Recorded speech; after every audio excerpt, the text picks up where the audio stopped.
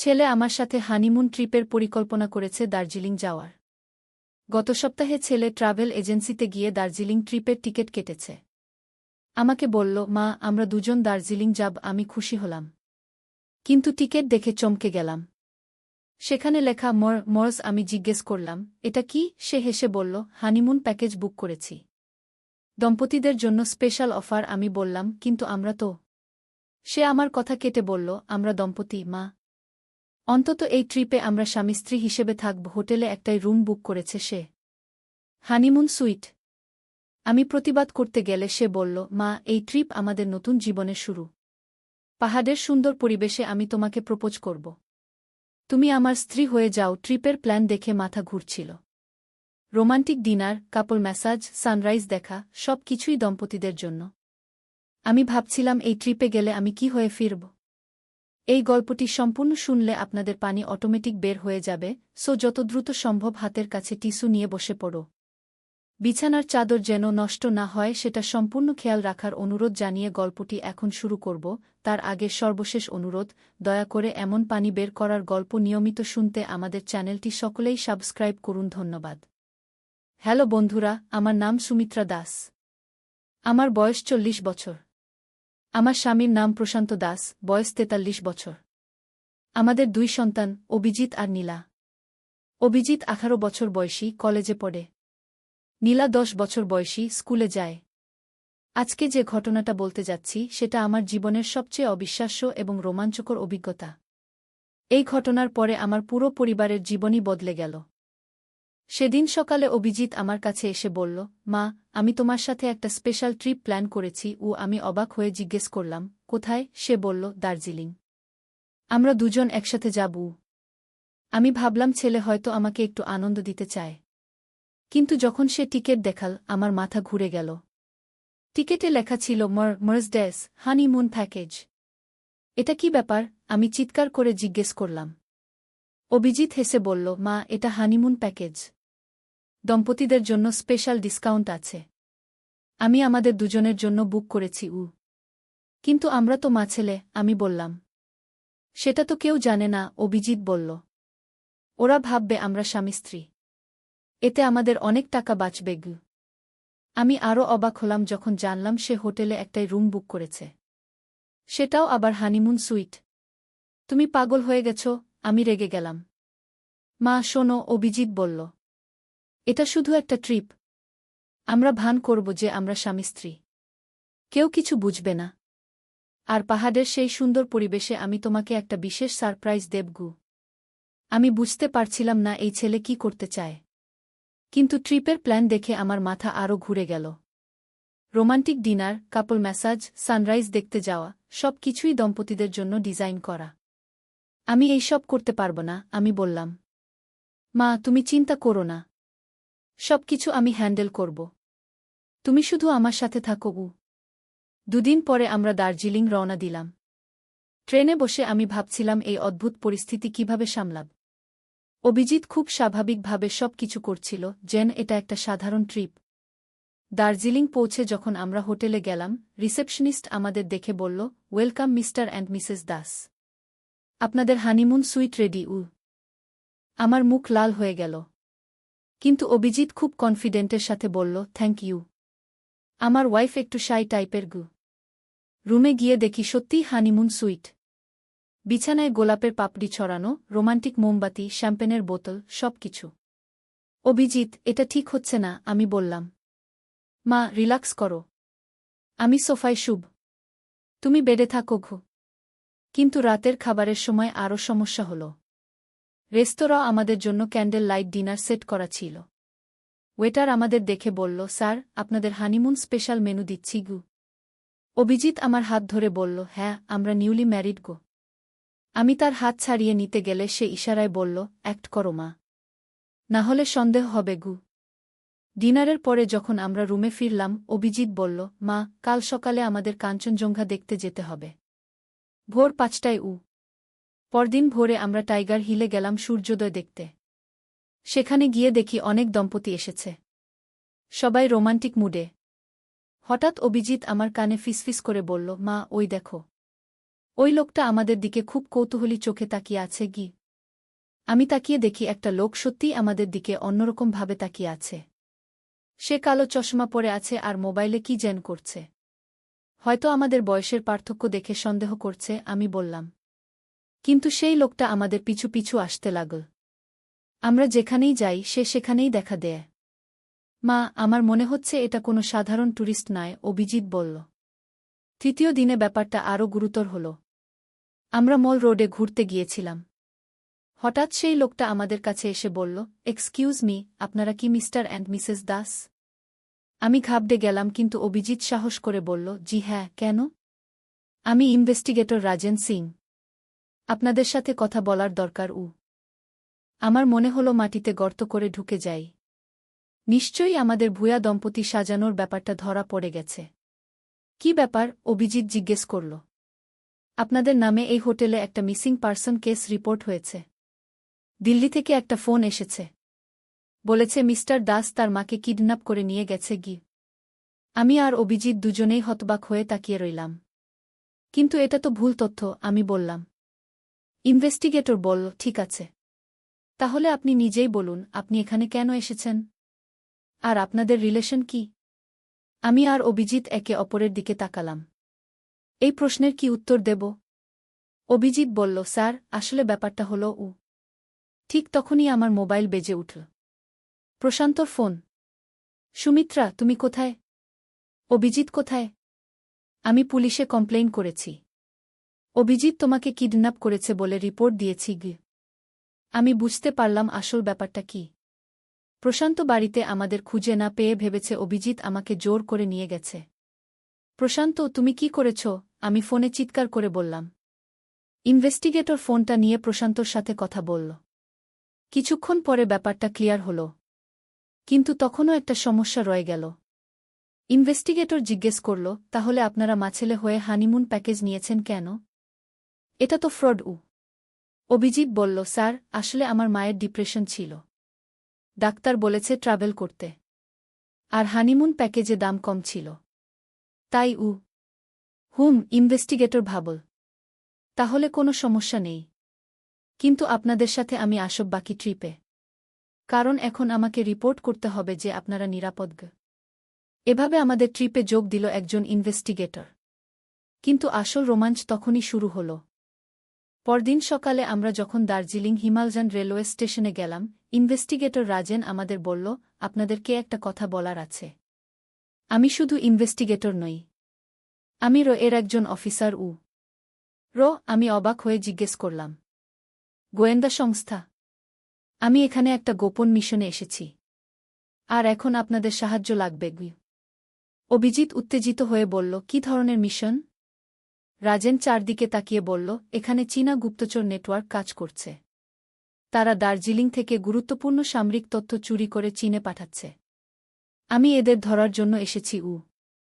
আমার তো মাথা ঘুরে যাওয়ার অবস্থা। একটা সাধারণ ট্রিপ হয়ে গেল গুপ্তচর মিশন। কিন্তু আমাদের কি করতে হবে? আমি জিজ্ঞেস করলাম। রাজেন বলল, আপনারা পারফেক্ট কভার। কেউ সন্দেহ করবে না যে একটা পারিবারিক ট্রিপ আসলে গোয়েন্দা অপারেশন। আমি ভাবলাম আমার জীবনে এমন দিন আসবে কখনো ভাবিনি। সেদিন বিকেলে আমরা যখন ম্যাল রোডে ঘুরছিলাম, রাজেন আমাদের দেখিয়ে দিল কোনো দোকানগুলো সন্দেহজনক।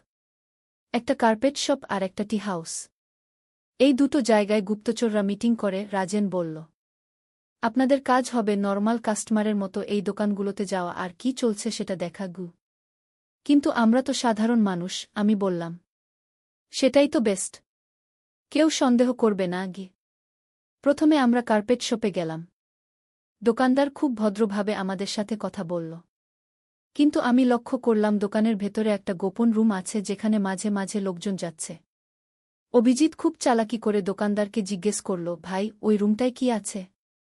ওটা আমাদের প্রাইভেট কালেকশন রুম। বিশেষ কাস্টমারদের জন্য। আমরা কি দেখতে পারি? অভিজিৎ বলল। দোকানদার একটু ইতস্তত করে বলল, আপনাদের রেকমেন্ডেশন আছে? আমি বুঝতে পারলাম এখানে নিশ্চয়ই কোনো গোপন কিছু চলে। আমরা যখন দোকান থেকে বের হলাম, রাজেন আমাদের জিজ্ঞেস করল কি দেখেছি। আমরা সব বললাম। পারফেক্ট, রাজেন বলল। আজ রাতে আমাদের অ্যাকশনে যেতে হবে। অ্যাকশনে আমি ভয় পেয়ে গেলাম।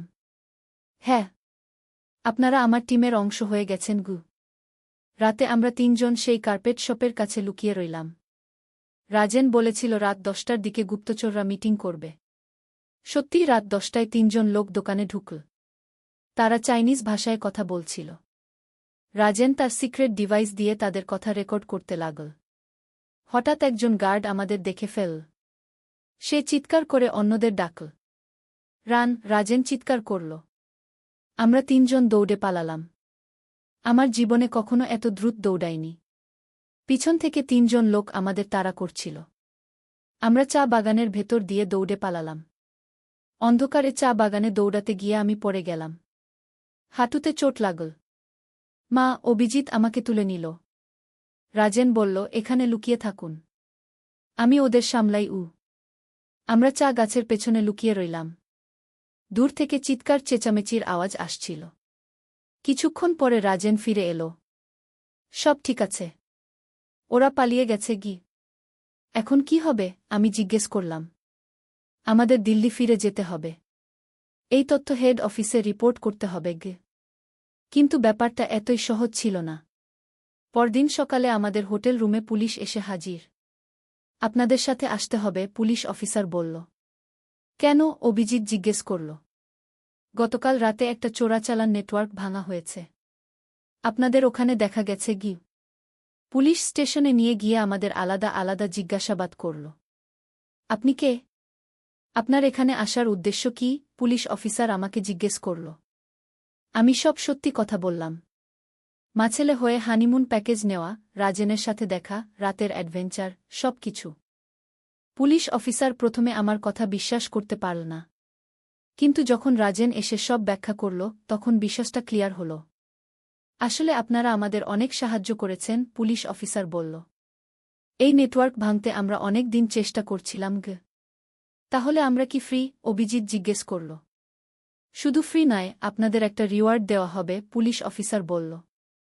কিন্তু আসল রোমাঞ্চ তখনও বাকি ছিল। সেদিন বিকেলে যখন আমরা হোটেলে ফিরলাম, রিসেপশনিস্ট আমাদের একটা প্যাকেট দিল। এটা আপনাদের জন্য এসেছে, সে বলল। প্যাকেটটা খুলে দেখি একটা পুরানো চিঠি আর একটা ম্যাপ। চিঠিতে লেখা, যদি তুমি এই চিঠি পড়ছ, তাহলে বুঝতে হবে তুমি সঠিক জায়গায় পৌঁছেছ। দার্জিলিংয়ের কোথাও একটা গুপ্তধন লুকানো আছে। এই ম্যাপ অনুসরণ করক। অভিজিৎ উত্তেজিত হয়ে বলল, মা, এটা ট্রেজার হান্ট। আমি ম্যাপটা দেখলাম। সেখানে দার্জিলিংয়ের বিভিন্ন জায়গার ছবি আর সংকেত। এটা নিশ্চয়ই কোনো ভুজা জিনিস, আমি বললাম। কিন্তু রাজেন যখন ম্যাপটা দেখল, তার মুখ গম্ভীর হয়ে গেল। এটা সত্যিকারের পুরানো ম্যাপ, সে বলল। ব্রিটিশ আমলের। হয়তো সত্যিই কোনো গুপ্তধন আছে গি। তাহলে আমরা খোঁজ করব? অভিজিৎ জিজ্ঞেস করল। কেন নয়? রাজেন বলল। আমার কাজ তো শেষ। এখন একটু অ্যাডভেঞ্চার করা যায়। ম্যাপ অনুসরণ করে আমরা প্রথমে গেলাম পিস প্যাগোডায়। সেখানে একটা বিশেষ পাথরের নিচে একটা ছোট্ট বাক্স ছিল। বাক্স খুলে দেখি আরেকটা সংকেত আর একটা পুরানো চাবি। এই চাবি কোথাকার? অভিজিৎ জিজ্ঞেস করল। ম্যাপে দেখা গেল চাবিটা হ্যাপি ভ্যালি টি এস্টেটের কোনো এক পুরানো বাংলোর। আমরা ট্যাক্সি নিয়ে সেই টি এস্টেটে গেলাম। সেখানে গিয়ে দেখি একটা পুরানো ব্রিটিশ বাংলো। বাংলোটা প্রায় ভাঙা অবস্থায়। এখানে কেউ থাকে না, স্থানীয় লোকেরা বলল। এটা ভূতের বাড়ি। কিন্তু আমরা 3 জন সাহস করে বাংলোর ভেতরে ঢুকলাম। চাবি দিয়ে একটা পুরানো আলমারি খুললাম। সেখানে পেলাম একটা ডায়েরি আর একটা ছোট্ট থলে। ডায়েরি পড়ে জানা গেল এটা ব্রিটিশ আমলের একজন অফিসারের। তিনি এখানে কিছু মূল্যবান জিনিস লুকিয়ে রেখেছিলেন। থলের ভেতরে ছিল পুরানো সোনার মুদ্রা আর হীরার গহনা। এটা তো আসল গুপ্তধন, অভিজিৎ চিৎকার করে বলল। কিন্তু হঠাৎ আমরা শুনলাম বাইরে গাড়ির আওয়াজ। কেউ আসছে, রাজেন বলল। আমরা জানালা দিয়ে দেখি কয়েকজন লোক বাংলোর দিকে আসছে। তাদের হাতে ফ্ল্যাশলাইট। এরা নিশ্চয়ই গুপ্তধনের খোঁজে এসেছে, রাজেন বলল। আমরা পেছনের দরজা দিয়ে পালিয়ে গেলাম, গুপ্তধনের থলেটা নিয়ে। কিন্তু পালানোর সময় আমি হোঁচ খেয়ে পড়ে গেলাম। থলেটা ছিটকে গিয়ে সোনার মুদ্রা সব ছড়িয়ে পড়ল। মা, অভিজিৎ আমাকে তুলে নিল। মুদ্রাগুলো রেখে দাও, আমি বললাম। এগুলো আমাদের নয় গে। কিন্তু রাজেন বলল, এগুলো কোনো বৈধ মালিকের নেই। ব্রিটিশরা যখন দেশ ছেড়ে গেছে এগুলো আমাদের জাতীয় সম্পদ। আমরা যতগুলো মুদ্রা কুড়িয়ে নিতে পারলাম নিলাম। তারপর দ্রুত সেখান থেকে পালিয়ে গেলাম। পরদিন যখন আমরা দিল্লি ফেরার ট্রেনে উঠলাম, রাজেন আমাদের বলল, আপনারা অসাধারণ সাহায্য করেছেন। গুপ্তচর নেটওয়ার্ক ভেঙে দিতে পেরেছি। আর গুপ্তধনের ব্যাপারটা? অভিজিৎ জিজ্ঞেস করল। সেগুলো আপনাদের পাওনা। আপনারা ঝুঁকি নিয়ে এগুলো উদ্ধার করেছেন। ট্রেনে ফেরার পথে আমি ভাবছিলাম এই অদ্ভুত ট্রিপের কথা। একটা সাধারণ ছুটির দিন হয়ে গেল গুপ্তচর মিশন আর ট্রেজার হান্ট। কিন্তু সবচেয়ে বড় সারপ্রাইজ অপেক্ষা করছিল বাড়িতে। বাড়ি পৌঁছে দেখি প্রশান্ত আর নীলা আমাদের জন্য অপেক্ষা করছে। প্রশান্ত খুব লজ্জিত। সরি সুমিত্রা, সে বলল। আমি ভুল বুঝেছিলাম। আমি সব ঘটনা বললাম। প্রশান্ত আর নীলা মুগ্ধ হয়ে শুন। তাহলে আমরা এখন ধনী? নীলা জিজ্ঞেস করল। হ্যাঁ, আমি বললাম। কিন্তু এর চেয়ে বড় কথা হলো আমরা একটা দুর্দান্ত অ্যাডভেঞ্চার পেয়েছি। অভিজিৎ বলল, মা, এই ট্রিপে তোমার সাহস দেখে আমি গর্বিত। রাজেন আমাদের বলেছিল গুপ্তধনের জন্য সরকার আমাদের একটা সার্টিফিকেট দেবে। আর মুদ্রাগুলো আমরা জাদুঘরে দান করতে পারি। কিন্তু সবচেয়ে মজার ব্যাপার হলো, অভিজিৎ এখন বলে, মা, আমি আর কখনো ভুয়া হানিমুন ট্রিপ বুক করব না। আমিও বলি হ্যাঁ। পরের বার যদি কোথাও যেতে হয় তো সত্যিকারের ট্যুর প্যাকেজ নেব। এভাবে আমাদের অদ্ভুত দার্জিলিং ট্রিপ শেষ হল। একটা ভুজা হানিমুন থেকে শুরু হয়ে শেষ হল গুপ্তচর মিশন আর ট্রেজার হান্টে। প্রশান্ত এখন মাঝে মাঝে রসিকতা করে বলে, সুমিত্রা, তোমার ছেলের সাথে হানিমুন করে কেমন লাগল? আমি বলি, খুব ভালো। তবে পরের বার তোমাকে নিয়ে যাব। নীলাও এখন আমাদের গল্প সবাইকে বলে। স্কুলের বন্ধুদের বলে তার মা গুপ্তচর। রাজেন মাঝে মাঝে আমাদের ফোন করে খোঁজখবর নেয়। বলে আমরা যদি চাই তো আরও মিশনে যেতে পারি। কিন্তু আমি বলি, একবারে যথেষ্ট। এখন আমি শান্তিতে থাকতে চাই। তবে মাঝে মাঝে মনে হয় সেই রোমাঞ্চকর দিনগুলোর কথা। কত সাহসী ছিলাম আমি। একটা সাধারণ গৃহিণী থেকে হয়ে গিয়েছিলাম গুপ্তচর। অভিজিৎ এখন কলেজে সবাইকে বলে তার মা একজন সিক্রেট এজেন্ট। আমি বলি, ছেলে, এত বাড়িয়ে বলিস না। কিন্তু ভেতরে ভেতরে ভালো লাগে। জীবনে একবার হলেও অ্যাডভেঞ্চার করেছি।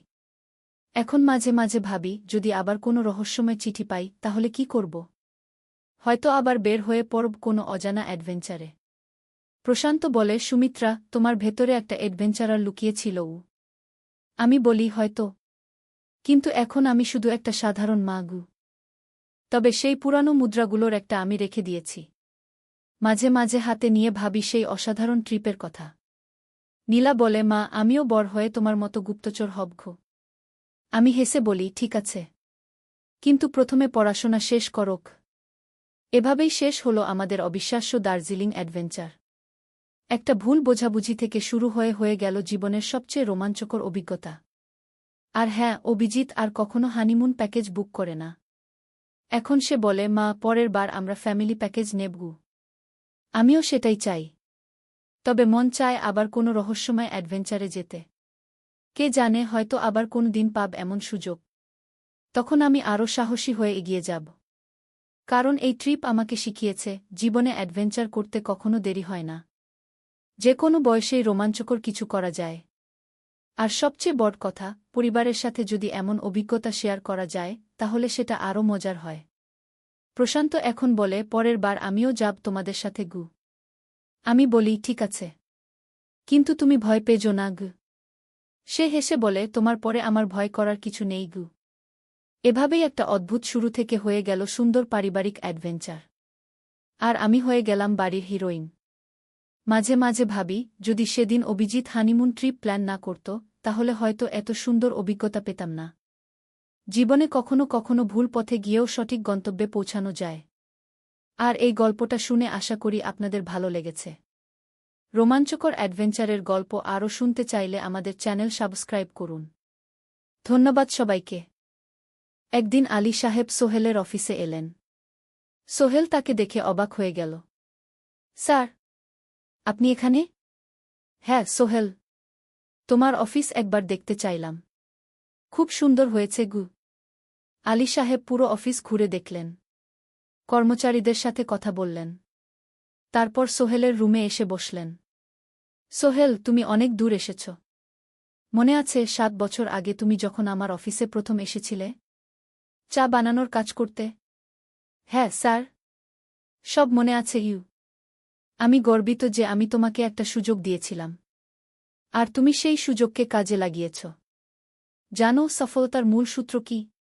কি স্যার? কঠোর পরিশ্রম, সততা আর হাল না ছাড়া। তোমার মধ্যে এই ৩টা গুণই আছে। সোহেল চোখে জল নিয়ে বলল, আপনি না থাকলে আজ আমি এখানে পৌঁছাতে পারতাম না স্যার। না সোহেল, আমি শুধু একটা দরজা খুলে দিয়েছিলাম। ভেতরে ঢুকে পথ তৈরি করেছ তুমি নিজে। আলী সাহেব চলে যাওয়ার আগে বললেন, আমার একটা বড় প্রজেক্ট আছে, একটা 20 ফ্লোর বিজনেস টাওয়ার। আমি চাই তুমি এই প্রজেক্টে আমার সাথে পার্টনার হও। ৫০-৫০। রাজি? সোহেল অবাক হয়ে গেল।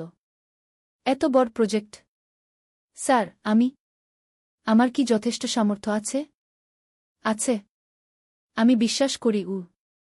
সোহেল রাজি হয়ে গেল। এটা তার জীবনের সবচেয়ে বড় প্রজেক্ট হবে। ৫০ অধ্যায়, বড় চ্যালেঞ্জ। 20 ফ্লোর বিজনেস টাওয়ারের কাজ শুরু হল। এটা সোহেলের জীবনের সবচেয়ে বড় চ্যালেঞ্জ। প্রজেক্টের বাজেট প্রায় ১০ করোড় টাকা। সোহেলকে ৫ করোড় টাকা ইনভেস্ট করতে হবে। সোহেল তার সব সঞ্চয়ে, ব্যাংক লোন আর কিছু ইনভেস্টর থেকে টাকা জোগাড় করল। এটা একটা বিশাল ঝুঁকি। যদি প্রজেক্ট ব্যর্থ হয়, সব শেষ। মিনা চিন্তিত ছিল। সোহেল, এত বড় ঝুঁকি নেওয়া ঠিক হবে? মিনা, জীবনে বড় কিছু করতে হলে ঝুঁকি নিতে হয়। আমি এই সুযোগ হাতছাড়া করতে চাই না। কিন্তু যদি কিছু ভুল হয়? ভুল হবে না। আমি আলী সাহেবের সাথে আছি, উনি আমাকে গাইড করবেন।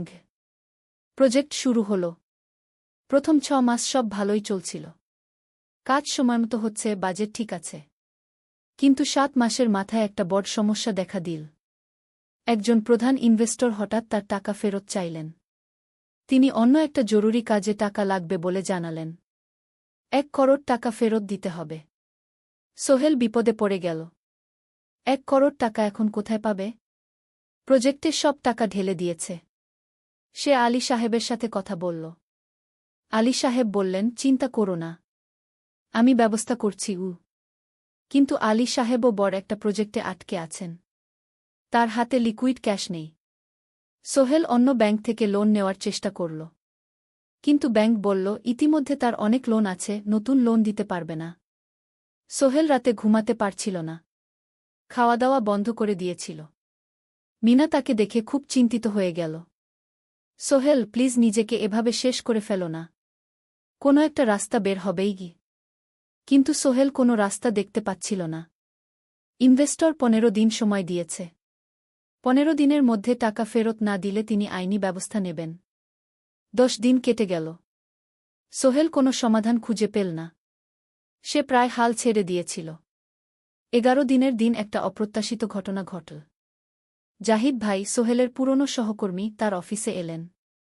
জাহিদ ভাই এখন একটা রিয়েল এস্টেট কোম্পানিতে সিনিয়র ম্যানেজার। সোহেল, আমি তোমার সমস্যার কথা শুনেছি।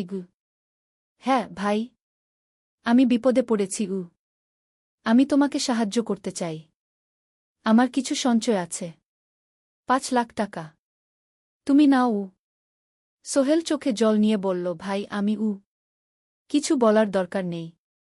তুমি আমাকে অনেক কিছু শিখিয়েছ। তোমার কাছ থেকে পরিশ্রম আর সততা শিখেছি। এখন আমার পালা তোমাকে সাহায্য করার।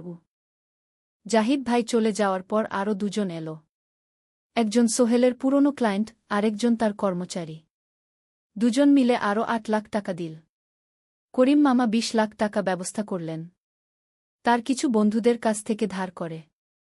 মিনা তার সব গয়না বিক্রি করে ১০ লাখ টাকা দিল। সবাই মিলে প্রায় ৪৫ লাখ টাকা জোগাড় হল। বাকি ৬৫ লাখ টাকা সোহেল তার অফিসের সব অ্যাসেট বিক্রি করে আর একটা প্রাইভেট ফিন্যান্স কোম্পানি থেকে উচ্চ সুদে লোন নিয়ে ব্যবস্থা করল। ঠিক ১৪ দিনের দিন সোহেল ইনভেস্টরকে ১ করোড় টাকা ফেরত দিল। ইনভেস্টর টাকা নিয়ে চলে গেলেন। সোহেল তার অফিসে ফিরে এসে চেয়ারে বসে কাঁদল। এত চাপ, এত টেনশন, সব যেন একসাথে বের হয়ে এল। মিনা এসে তাকে জড়িয়ে ধরল। আমরা পেরেছি সোহেল, আমরা পেরেছি। ১৬ অধ্যায়, পুনরুদ্ধার। এই ঘটনার পর সোহেল আরও সাবধান হয়ে গেল। সে বুঝল ব্যবসায় শুধু সাহস নয়, বুদ্ধিও লাগে। ঝুঁকি নিতে হয়, কিন্তু হিসাব করে। প্রজেক্ট চলতে থাকল। এবার সোহেল আরও সতর্কতার সাথে সবকিছু পরিচালনা করল। প্রতিটা খরচ হিসাব করল, প্রতিটা সিদ্ধান্ত ভেবেচিন্তে নিল। আরও 1 বছর পর 20 ফ্লোর বিজনেস টাওয়ার সম্পন্ন হল। চমৎকার বিল্ডিং, শহরের অন্যতম সুন্দর ভবন। বিল্ডিংয়ের উদ্বোধন অনুষ্ঠানে শহরের মেয়র এলেন। অনেক ব্যবসায়ী, সাংবাদিক এলো। সোহেলের নাম পত্রিকায় ছাপা হল। স্বপ্নের শহরে এক তরুণ উদ্যোক্তার সফলতার গল্পও। প্রজেক্ট থেকে সোহেলের লাভ হল প্রায় 2 করোড় টাকা। এই টাকা দিয়ে সে সব ঋণ শোধ করল। জাহিদ ভাইয়ের টাকা ফেরত দিল। করিম মামার ঋণ শোধ করল। যারা সাহায্য করেছিল সবাইকে টাকা ফেরত দিল। মিনার জন্য নতুন গয়না কিনল, আরও সুন্দর। তার মাকে গ্রামে একটা নতুন পাকা বাড়ি বানিয়ে দিল। মা কাঁদতে কাঁদতে বললেন, তোর বাবা বেঁচে থাকলে কত খুশি হতো। তুই আমার সব স্বপ্ন পূরণ করেছিস। সোহেল নিজেদের জন্য একটা ফ্ল্যাট কিনল। 4 রুমের ফ্ল্যাট, সমুদ্রের কাছে। এখন আর ভাড়া বাড়িতে থাকতে হয় না। 7ম অধ্যায়, প্রতিদান। সোহেল এখন একজন প্রতিষ্ঠিত উদ্যোক্তা। কিন্তু সে তার শেখ ভোলেনি। যে গ্রাম থেকে সে এসেছে, যারা তাকে সাহায্য করেছে, কাউকেই ভোলেনি। সে তার গ্রামে একটা স্কুল বানিয়ে দিল। সোহেল ফাউন্ডেশন স্কুল, গরিব ছেলেমেয়েরা ফ্রিতে পড়তে পারবে। ভালো শিক্ষক নিযোগ দিল। ভালো পড়াশোনার ব্যবস্থা করল। শহরে একটা ফ্রি মেডিকেল ক্লিনিক খুলল। গরিব মানুষরা ফ্রিতে চিকিৎসা পাবে। প্রতি বছর 10 জন মেধাবী কিন্তু গরিব ছাত্রছাত্রীকে স্কলারশিপ দেওয়া শুরু করল। তারা বিনামূল্যে পড়াশোনা করতে পারবে।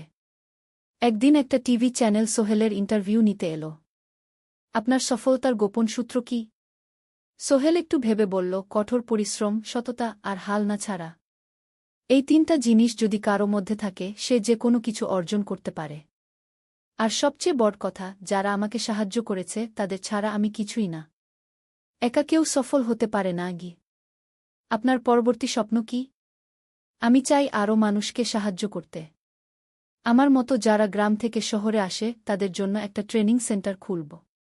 তারা সেখানে বিভিন্ন স্কিল শিখতে পারবে, চাকরি পাবে, নিজের পায়ে দাঁড়াতে পারবে।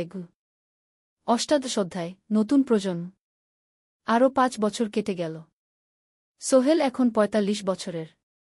তার মেয়ে সারা এখন 9 বছরের। স্কুলে ক্লাস 4-এ পড়ে। খুব মেধাবী মেয়ে। একদিন সারা বাবাকে জিজ্ঞেস করল, বাবা, তুমি কিভাবে এত বড় হলে? আমার বন্ধুরা বলে তুমি একজন সফল মানুষ গো। সোহেল তাকে কোলে নিয়ে বসল। বাবা, তুমি জানো, তোমার দাদু ছিলেন একজন স্কুল শিক্ষক। খুব সৎ মানুষ। কিন্তু আমরা গরিব ছিলাম। আমি রিকশা চালাতাম।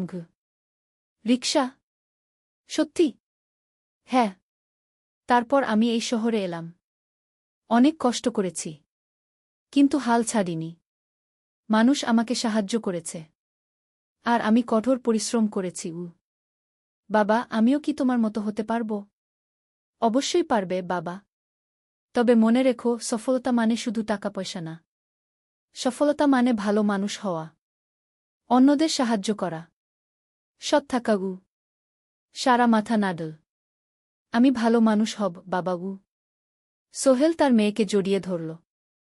মনে মনে ভাবল, তার জীবনের সব কষ্ট সার্থক হয়েছে। মিনা রান্নাঘর থেকে ডাকল, খাবার তৈরি। এসো। সোহেল সারাকে নিয়ে ডাইনিং টেবিলে গেল। ঋতু এসেছে। সে এখন বিয়ে করেছে, তার একটা ছেলে হয়েছে। সোহেলের মা মাঝে মাঝে চট্টগ্রামে বেড়াতে আসেন। আজও এসেছেন। সবাই মিলে খেতে বসল। হাসিগল্পে ভরা পরিবার। সোহেল তাকাল তার মায়ের দিকে, মিনার দিকে, সারার দিকে, ঋতুর দিকে। মনে হল, জীবনে আর কি চাই? খাওয়া শেষে সবাই বসে রইল, গল্প করছিল। হঠাৎ সোহেলের ফোন বাজল। অফিস থেকে একটা জরুরি বিষয়। সোহেল ফোন রেখে দিয়ে মিনাকে বলল, একটা নতুন প্রজেক্টের প্রস্তাব এসেছে। একটা এতিমখানা বানানোর কাজ। সরকারি প্রজেক্ট। তুমি নেবে? অবশ্যই। এটা আমার স্বপ্নের প্রজেক্ট। যেসব বাচ্চাদের বাবা মা নেই, তাদের জন্য একটা সুন্দর জায়গা। মিনা হাসল। তুমি কখনো বদলাও না। এখনো অন্যদের কথা ভাবো গু। এটাই তো জীবন, মিনা। শুধু নিজের জন্য বাঁচলে কি হবে? ১৯ অধ্যায়, উত্তরাধিকার। ১০ বছর আরও কেটে গেল। সোহেল এখন ৫৫ বছরের। তার চুলে পাক ধরেছে। কিন্তু শক্তি এখনও আগের মতোই। সারা এখন ১৯ বছরের। সে বিশ্ববিদ্যালয়ে ইঞ্জিনিয়ারিং পড়ছে। সে চায় বাবার মতো কনস্ট্রাকশন ইন্ডাস্ট্রিতে কাজ করতে। একদিন সারা বাবাকে বলল, বাবা, আমি তোমার কোম্পানিতে কাজ করতে চাই। এখনও তো তোর পড়াশোনা বাকি। জানি, কিন্তু আমি এখন থেকেই শিখতে চাই। ছুটির দিনে তোমার সাথে সাইটে যেতে চাই। দেখতে চাই কিভাবে কাজ হয়। সোহেল খুশি হয়ে গেল। তার মেয়ে তার পথ অনুসরণ করতে চায়। ঠিক আছে, কিন্তু শর্ত হল তোকে সবকিছু নিজ থেকে শিখতে হবে। কোনো স্পেশাল ট্রিটমেন্ট পাবি না গে। আমি তো তাই চাই, বাবাগু। সারা তার বাবার সাথে কাজ শিখতে শুরু করল। সে দেখল কিভাবে শ্রমিকরা কাজ করে, কিভাবে ম্যাটেরিয়াল বাছাই করতে হয়, কিভাবে একটা প্রজেক্ট ম্যানেজ করতে হয়। সোহেল তাকে কোনো সহজ পথ দিল না। সারাকেও সবার মতো কষ্ট করতে হল। সাইটে রোদে দাঁড়িয়ে থাকতে হল। শ্রমিকদের সাথে কথা বলতে হল। কিন্তু সারা হাল ছাড়ল না। সে তার বাবার মেয়ে। পরিশ্রম করতে জানে। ৩ বছর পর সারা গ্রাজুয়েট হল। সে সোহেলের কোম্পানিতে জুনিয়র প্রজেক্ট ম্যানেজার হিসেবে যোগ দিল। সোহেল ধীরে ধীরে সারাকে বড় দায়িত্ব দিতে শুরু করল। সারা তার বাবার মতোই সৎ, পরিশ্রমী। ২০ অধ্যায়, সমাপ্তি নয়, নতুন শুরু। আরও ৫ বছর পর। সোহেল এখন ৬০ বছরের। সে সিদ্ধান্ত নিল, এবার অবসর নেওয়ার সময় এসেছে। কোম্পানির দায়িত্ব সারাকে দেবে। একটা অনুষ্ঠান করা হল। সোহেল আনুষ্ঠানিকভাবে কোম্পানির চেয়ারম্যান পদ থেকে অবসর নিল। সারা হল নতুন ম্যানেজিং ডিরেক্টর। সোহেল তার বক্তব্যে বলল, আমি যখন এই শহরে এসেছিলাম আমার পকেটে ছিল মাত্র ৫,০০০ টাকা। একটা ছোট্ট ব্যাগ। আর অনেক স্বপ্ন। আজ ৪০ বছর পর আমি পেছনে ফিরে তাকাই, দেখি একটা দীর্ঘ পথ। সেই পথে অনেক কষ্ট ছিল, অনেক বাধা ছিল। কিন্তু ছিল অনেক ভালোবাসাও। অনেক মানুষের সাহায্যও। আমি বিশ্বাস করি সফলতা একা আসে না। এটা আসে অনেক মানুষের সমর্থন, ভালোবাসা আর বিশ্বাস নিয়ে। আমি যা কিছু অর্জন করেছি তা আমার একার না। এটা আমার পরিবারের, আমার কর্মচারীদের, আমার বন্ধুদের, সবার। আজ আমি আমার মেয়ে সারার হাতে এই দায়িত্ব তুলে দিচ্ছি। আমি জানি সে আমার চেয়ে ভালো করবে। কারণ সে শিখেছে আমার ভুল থেকে, আমার অভিজ্ঞতা থেকে। অনুষ্ঠান শেষ হল। সবাই চলে গেল। সোহেল আর মিনা অফিসে একা দাঁড়িয়ে রইল। মিনা, মনে আছে আমরা প্রথম কখন দেখা হয়েছিলাম? হ্যাঁ, তোমার সেই ছোট্ট মুদি দোকানে। তুমি বিস্কুট কিনতে এসেছিলে। কে ভেবেছিল সেই দিন থেকে আমাদের এই পর্যস্বপ্নের শহর। প্রথম অধ্যায়, যাত্রা শুরু। সকাল ৭টা বেজে গেছে। ঢাকার কমলাপুর রেলস্টেশনে মানুষের ভিড়। চারদিকে চা বিস্কুট বিক্রেতাদের চিৎকার, ট্রেনের হর্ন আর যাত্রীদের কোলাহল। এই বিশাল ভিড়ের মধ্যে একটা ছোট্ট ব্যাগ হাতে দাঁড়িয়ে আছে সোহেল। বয়স মাত্র ২২। গায়ের রং শ্যামলা, চোখে স্বপ্নের ঝিলিক। ভাইজা, চট্টগ্রামের টিকিট আছে? সোহেল টিকিট কাউন্টারের সামনে দাঁড়িয়ে জিজ্ঞেস করল। আছে। ৩০ টাকা। কাউন্টারের লোকটা উত্তর দিল। সোহেল তার পকেট থেকে টাকা বের করল। মোট ৫,০০০ টাকা। এই টাকা সে জমিয়েছে গত ৩ বছরে রিকশা চালিয়ে। তার স্বপ্ন ছিল চট্টগ্রাম গিয়ে একটা ভালো চাকরি পাওয়া। গ্রামে আর থাকতে চায় না সে। বাবা মারা গেছেন ১০ বছর আগে। মা আর ছোট বোন ঋতুকে নিয়ে সংসার চালাচ্ছিল রিকশা চালিয়ে। কিন্তু এভাবে তো আর সারা জীবন চলবে না। টিকিট কেটে সোহেল প্ল্যাটফর্মে এল। ট্রেন ছাড়বে আর মাত্র ১৫ মিনিট পরে। সে একটা বেঞ্চে বসে পড়ল। ব্যাগটা বুকের কাছে চেপে ধরল। এই ব্যাগে আছে তার সব সম্পদ, কিছু কাপড়, একটা ছোট্ট ফটো ফ্রেমে বাবা মায়ের ছবি, আর কিছু টাকা। কোথায় যাচ্ছেন? পাশে বসা একজন বয়স্ক মানুষ জিজ্ঞেস করলেন। চট্টগ্রাম কাকা। চাকরি খুঁজতে যাচ্ছি। কে? সোহেল বিনয়ের সাথে উত্তর দিল। ভালো। তবে শহরে সাবধানে থাকবেন। শহর মানে অনেক সুযোগ, কিন্তু অনেক ফাঁদও আছে। বয়স্ক লোকটা বললেন। সোহেল মাথা নাড়ল। সে জানে শহরের জীবন সহজ না। কিন্তু তার কোনো বিকল্প নেই। গ্রামে রিকশা চালিয়ে মাসে ৩,৫০০ টাকা আয় হতো। তার মধ্যে সংসার চালাতে হতো, বোনের স্কুলের খরচ দিতে হতো, মায়ের ওষুধের খরচ দিতে হতো। কিছুই বাঁচত না। আর এই জীবন থেকে বেরোনোর একটাই পথ, শহরে গিয়ে ভালো কাজ খুঁজে নেওয়া। সোহেল মনে মনে ভাবল তার বাবার কথা। বাবা ছিলেন একজন স্কুল শিক্ষক। খুব সৎ মানুষ ছিলেন। সবসময় বলতেন, সোহেল, তুই লেখাপড়া শিখে বড় মানুষ হবি। আমাদের পরিবারে আর কেউ বড় চাকরি করেনি। তুই করবি কি? কিন্তু বাবা যখন মারা গেলেন তখন সোহেল মাত্র এসএসসি পরীক্ষা দিয়েছে। ফলাফল ভালো হয়েছিল, জিপিএ অর্ধচতু। কিন্তু বাবার মৃত্যুর পর আর পড়া হল না। পরিবারের দায়িত্ব নিতে হল। ট্রেন ছাড়ল। সোহেল জানালার পাশে বসে বাইরে তাকাল। ধানক্ষেত, নদী, ছোট ছোট গ্রাম, সব পেছনে ফেলে ট্রেন এগিয়ে চল। সোহেলের মনে হল সে যেন তার পুরনো জীবনটাকেও পেছনে ফেলে আসছে। ট্রেনে একজন হকার এসে চা বিক্রি করছিল। সোহেল একটা চা কিনল। 10 টাকা। চা খেতে খেতে সে ভাবছিল, চট্টগ্রাম পৌঁছে কি হবে? করিম মামা তাকে সাহায্য করবেন তো? চাকরি পাওয়া যাবে তো? করিম মামা আসলে সোহেলের খুব দূর সম্পর্কের মামা। সোহেলের দাদির বোনের ছেলে। অনেক বছর আগে গ্রাম ছেড়ে চট্টগ্রামে চলে গিয়েছিলেন। সেখানে একটা কনস্ট্রাকশন কোম্পানিতে কাজ করেন। বছরে একবার দুবার গ্রামে আসতেন।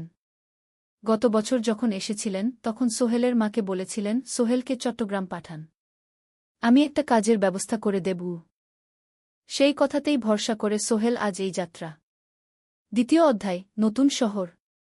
চট্টগ্রাম পৌঁছাতে প্রায় 6 ঘণ্টা লেগে গেল। দুপুর 1টা বাজে। সোহেল স্টেশন থেকে বের হয়ে শহরের রাস্তায় দাঁড়াল। কি বিশাল শহর! এত গাড়ি, এত মানুষ। চারদিকে উঁচু উঁচু বিল্ডিং, দোকানপাট, মানুষের ভিড়। সোহেল কিছুক্ষণ দাঁড়িয়ে থাকল সব কিছু দেখতে দেখতে। তার মনে হচ্ছিল সে যেন অন্য কোনো পৃথিবীতে এসে পড়েছে। তার পকেটে একটা ছোট্ট কাগজ আছে।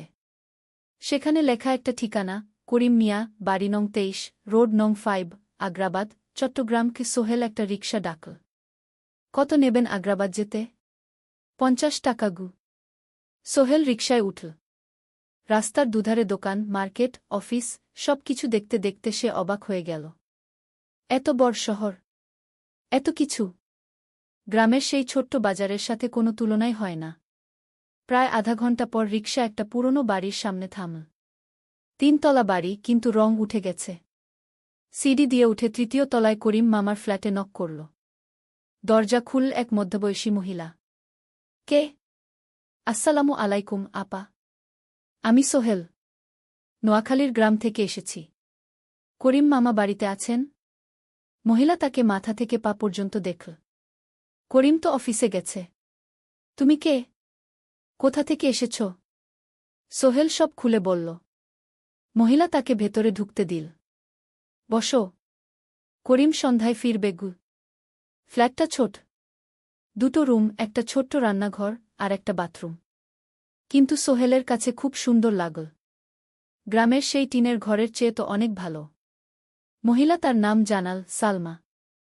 করিম মামার স্ত্রী। তাদের 2টো ছেলে, একজন ক্লাস 8-এ পড়ে, আরেকজন ক্লাস 5-এ। খেয়েছ? সালমা আপা জিজ্ঞেস করল। না আপা গু। অপেক্ষা করো। ভাত আছে, মাছ আছে। খাও। সোহেল প্রথমে রাজি হতে চাইল না। কিন্তু খুব খিদে পেয়েছিল। সকাল থেকে শুধু একটা চা আর বিস্কুট খেয়েছে। খাওয়া দাওয়ার পর সোহেল বসে রইল। সালমা আপা তাকে গল্প করতে লাগল। তোমার মা কেমন আছেন? তোমার বোন? ভালো আছে আপা। মার একটু গেটে বাত আছে। ওষুধ খাচ্ছেন। বোন স্কুলে পড়ে কু। তুমি কি করতে চাও এখানে? চাকরি খুঁজছি আপা। যে কোনো কাজ করব। বাসায় মা আর বোনকে টাকা পাঠাতে হবে। সালমা আপা মাথা নাড়ল। করিম তোমার জন্য কিছু একটা করবে।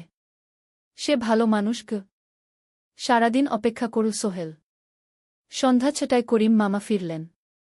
50-এর কাছাকাছি বয়স, কালো রঙের প্যান্ট শার্ট পরা, হাতে একটা ব্যাগ। আরে সোহেল, কবে এলি? করিম মামা খুশি হয়ে বললেন। আজ সকালে মামা গু। করিম মামা তাকে জড়িয়ে ধরলেন। অনেকদিন পর দেখলাম। কেমন আছিস? ভালো আছি মামা গি। ভালো করেছিস এসে। এখানে অনেক সুযোগ আছে। তোর জন্য একটা কাজের ব্যবস্থা করে দেব। তবে প্রথমে কয়েকদিন এখানে থাক। শহরটা একটু চিনে নে। তারপর কাজে যোগ দিবি। সোহেলের মনে আসার আলো জ্বল। সে ভাবল হয়তো তার ভাগ্য এবার পাল্টাবে। তৃতীয় অধ্যায়, প্রথম চাকরি। এক সপ্তাহ পরে করিম মামা সোহেলকে তার কোম্পানিতে নিয়ে গেলেন। কোম্পানির নাম আলামিন কনস্ট্রাকশন। অফিসটা শহরের কেন্দ্রে ৫ তলা একটা বিল্ডিংয়ের দোতলায়। মালিক আলী সাহেব। ৫০-এর কাছাকাছি বয়স, মোটা চেহারা, চোখে সোনার ফ্রেমের চশমা। বড়লোক মানুষ, কিন্তু খুব কড়া। এই ছেলেটাকে কি কাজে লাগাবেন? আলী সাহেব করিম মামাকে জিজ্ঞেস করলেন। স্যার, ও আমার আত্মীয়। গ্রাম থেকে এসেছে। খুব পরিশ্রমী। যে কোনো কাজে লাগাতে পারেন। আলী সাহেব সোহেলের দিকে তাকালেন। তুমি কি পড়েছ? Sir, SSC pass. জিপিএ অর্ধচতু। হুম। ভালো। কম্পিউটার চালাতে পারো? না স্যার, পারি না। কিন্তু শিখতে চাই। আলী সাহেব একটু ভাবলেন। ঠিক আছে। তোমাকে অফিসের কাজে রাখব। ফাইল গুছানো, চা বানানো, কাগজপত্র নিয়ে যাওয়া, না এসব। মাসে ৫,০০০ টাকা। রাজি আছো? জি স্যার। সোহেল খুশি হয়ে গেল। ৫,০০০ টাকা। রিকশা চালিয়ে ৩,৫০০ পেত। এখানে ৫,০০০। কাজ শুরু হল পরদিন থেকে।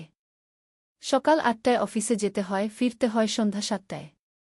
প্রথম দিন সোহেল ঘুম থেকে উঠল ভোর ৫টায়।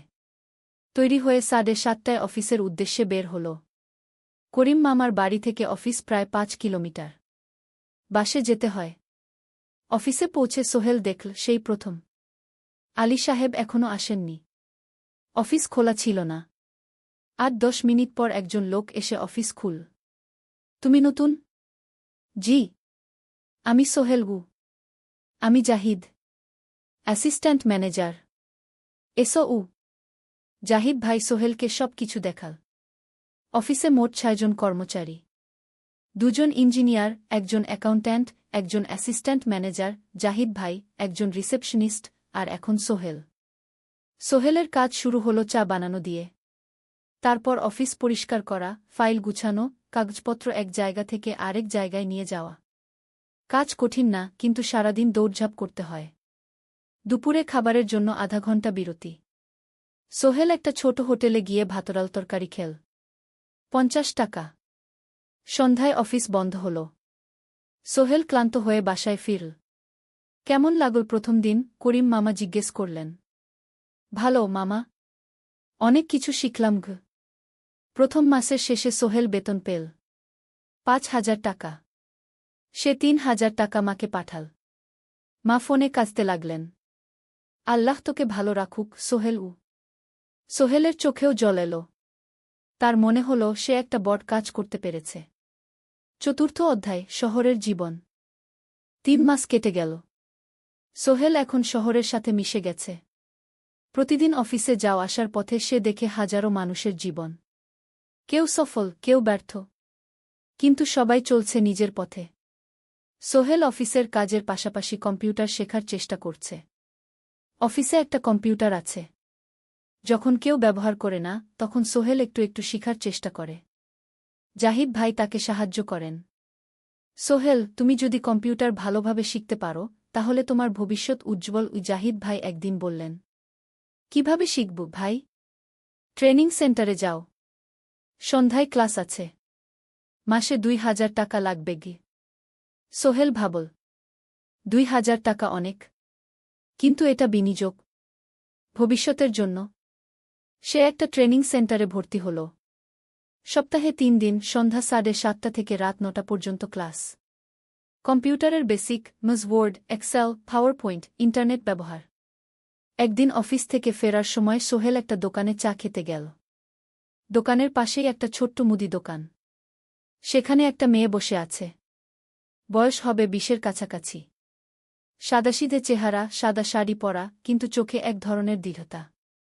ভাইজা, এক প্যাকেট বিস্কুট দেন কি? সোহেল বলল। মেয়েটা বিস্কুট দিল। ২০ টাকা। সোহেল টাকা দিয়ে যাচ্ছিল, হঠাৎ মেয়েটা বলল, আপনি নতুন এসেছেন এই এলাকায়, তাই না? হ্যাঁ, 3 মাস হল। কিভাবে বুঝলেন? আপনার চেহারা দেখেই বোঝা যায়। এখনও গ্রামের ছোঁয়া আছে। আর আপনি প্রতিদিন এই পথ দিয়ে যান। দেখেছি কি মেয়েটা হাসল। সোহেলও হেসে ফেল। আপনি খুব পর্যবেক্ষক মনে হচ্ছে গি। জীবনে অনেক কিছু দেখেছি। তাই মানুষকে চিনতে শিখেছি গি। আপনার নাম? মিনা। এই দোকান আমার বাবার। উনি অসুস্থ, তাই আমি দেখছি গু। সেদিন থেকে সোহেল প্রায়ই সেই দোকানে যেতে শুরু করল। মিনার সাথে গল্প করত। ধীরে ধীরে তাদের মধ্যে একটা বন্ধুত্ব তৈরি হল। মিনাও তার জীবনের গল্প বলল। মিনার মা মারা গেছেন যখন সে মাত্র 7 বছরের। বাবা আব্দুল হামিদ একা হাতে মিনাকে বড় করেছেন। মুদি দোকান দিয়ে সংসার চালান। মিনা কলেজে পড়ে, অনার্স 2nd ইয়ার। সকালে কলেজে যায়, দুপুরে ফিরে এসে দোকান সামলায়। বাবার হার্টের সমস্যা আছে, তাই ভারী কাজ করতে পারেন না। তোমার স্বপ্ন কি? একদিন সোহেল জিজ্ঞেস করল। গ্র্যাজুয়েশন শেষ করে একটা ভালো চাকরি করব। তারপর বাবাকে ভালো চিকিৎসা করাব। তুমি? আমিও চাকরি করে পরিবারকে ভালোভাবে দেখভাল করতে চাই। মা আর বোনকে নিয়ে শহরে আনব একদিন গু। দুজনেই নিজেদের স্বপ্নের কথা বলতে গিয়ে বুঝল তাদের স্বপ্ন অনেকটা একই রকম। 5ম অধ্যায়, বিপদ। 6 মাস কেটে গেল। সোহেল এখন আলী সাহেবের খুব প্রিয় কর্মচারী। সে শুধু চাবিস্কুট দেওয়ার কাজই করে না, এখন কম্পিউটারেও কিছু কাজ শিখেছে। ছোটখাটো টাইপিং, ডেটা এন্ট্রি এসব করতে পারে। আলী সাহেব খুশি হয়ে তার বেতন বাড়িয়ে 8,000 টাকা করে দিয়েছেন। একদিন রাতে সোহেল অফিস থেকে ফিরছিল। সেদিন একটু দেরি হয়ে গেছে। রাত প্রায় 9টা। সাধারণত সোহেল সন্ধ্যা 7:30টায় ফিরে। কিন্তু সেদিন অফিসে একটা জরুরি কাজ ছিল। বাস থেকে নেমে সোহেল বাড়ির দিকে হাঁটছিল। হঠাৎ একটা অন্ধকার গলিতে 3জন লোক তাকে ঘিরে ধরল। তাদের চেহারা দেখেই বোঝা যাচ্ছিল ভালো উদ্দেশ্য নিয়ে আসেনি। টাকা দে তাড়াতাড়ি, একজন বলল। তার হাতে একটা ছুরি। সোহেল ভয় পেয়ে গেল। ভাই, আমার কাছে খুব কম টাকা আছে গি। যা আছে দে। তাড়াতাড়ি করো। সোহেল কাঁপতে কাঁপতে তার পকেট থেকে 5 টাকা বের করে দিল। এই টাকা দিয়ে সে বাজার করবে ভেবেছিল। কিন্তু ছিনতাইকারীরা সন্তুষ্ট হল না। শুধু 5 টাকা? তোর ব্যাগে কি আছে? তারা সোহেলের ব্যাগ কেড়ে নিল। ব্যাগে ছিল তার মোবাইল, কম্পিউটার ট্রেনিং সেন্টারের সার্টিফিকেট আর কিছু গুরুত্বপূর্ণ কাগজপত্র। না ভাই, ব্যাগটা ফেরত দেন। ওতে আমার জরুরি জিনিস আছে। মোবাইল নিয়ে নেন, কিন্তু ব্যাগটা দেন গু। কিন্তু ওরা শুনল না। একজন সোহেলকে জোরে ধাক্কা দিল। সোহেল পড়ে গেল। মাথা রাস্তার কংক্রিটে ধাক্কা লেগে গেল। রক্ত বের হল। 3জন দৌড়ে পালিয়ে গেল। কিছুক্ষণ সোহেল অজ্ঞান হয়ে পড়ে রইল। তারপর ধীরে ধীরে জ্ঞান ফিরল। মাথায় প্রচণ্ড ব্যথা। সে উঠে দাঁড়ানোর চেষ্টা করল, কিন্তু মাথা ঘুরছিল। কোনোমতে একটা দেয়াল ধরে দাঁড়াল। একজন পথচারী তাকে দেখে থামল। কি হয়েছে ভাই? ছিনতাই হয়েছে গি। এসো, আমি তোমাকে হাসপাতালে নিয়ে যাই। কিন্তু সোহেল রাজি হল না। না, ঠিক আছি। বাড়ি যেতে পারব। সে কোনোমতে করিম মামার বাড়িতে পৌঁছাল। দরজা খুলেই সালমা আপা চিৎকার করে উঠলেন। ও আল্লাহ!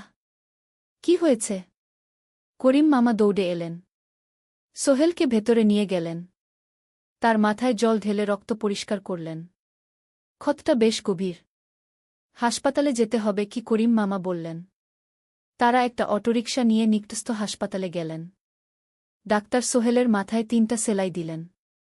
বলল, 1 সপ্তাহ বিশ্রাম নিতে হবে। কোনো ভারী কাজ করা যাবে না। হাসপাতাল থেকে ফিরে সোহেল শুয়ে রইল। তার মনে হচ্ছিল সবকিছু শেষ হয়ে গেছে। মোবাইল চলে গেছে, গুরুত্বপূর্ণ কাগজপত্র চলে গেছে।